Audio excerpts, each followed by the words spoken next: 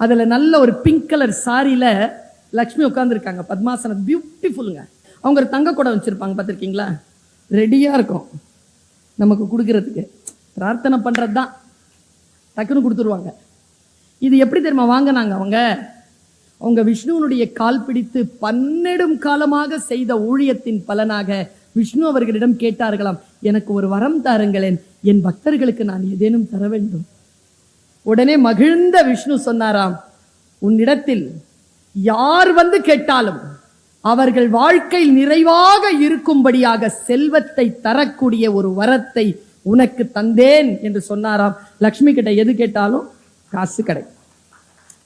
கொடுத்த உடனே நம்மளை பத்தி தெரியும்ல விஷ்ணுவுக்கு, அவர் ஒரு முடிவு பண்ணாரு, காசு எங்க இருக்குதோ அங்கதானே போவாங்க.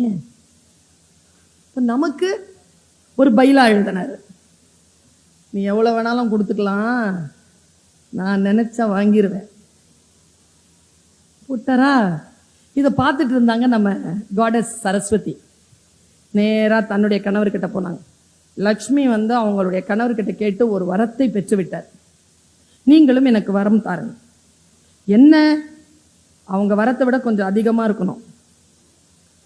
அது பெண்களுக்கே ஒரு விஷயம் சொல்ல. நான் என்ன செல்வம்?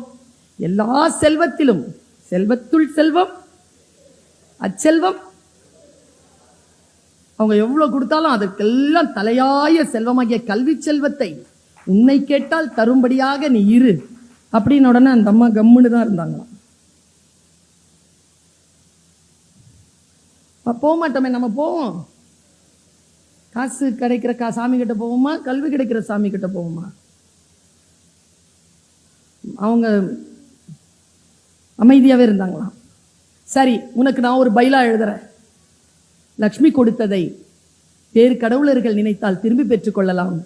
ஆனால் சரஸ்வதி, நீ கொடுக்கின்ற கல்வியை யாராலும் திரும்பி பெறவே முடியாதுன்னு ஒரு வரத்தை பெற்றுக்கொண்டாராம் சரஸ்வதி. எனக்கு நான் அந்த ஆச்சரியத்தோட அந்த ரவிவர்மாவனுடைய அடுத்த பக்கத்தை பார்க்கிறேன். சரஸ்வதி உட்கார்ந்து இருக்காங்க. ரவிவர்மாவின் சரஸ்வதி எப்படி உட்கார்ந்துருப்பாங்க தெரியுமா? எல்லாம் பத்மாசனத்தில் உட்கார்ந்துருக்க. ரவிவர்மா வரைந்த சரஸ்வதி மட்டும் கால் மேல கால் போட்டுட்டு அப்படி உட்கார்ந்துருப்பாங்க. கற்றோருக்கு சென்றமிடமெல்லாம் சிறப்பு. நீங்கள் நினைக்கிறீர்களா இவர் கல்வி கற்றவர், இவர் என்னுடைய வாழ்க்கைக்கு உயர்வதற்கான ஆசிரியராக இருக்கக்கூடியவர், இவர் வாழ்க்கையில் சான்றோராக இருக்கக்கூடியவர் என்கின்ற ஒரு அடையாளம் ஒரு மனிதனுக்கு போதும். அந்த அடையாளத்துடன் அவன் கடைசி வரைக்கும் இந்த சமூகத்தில் மிக உயர்ந்த நிலையில் வாழ்வான் என்ற அந்த வாழ்க்கையை கொடுக்கின்ற புத்தகங்களுக்கு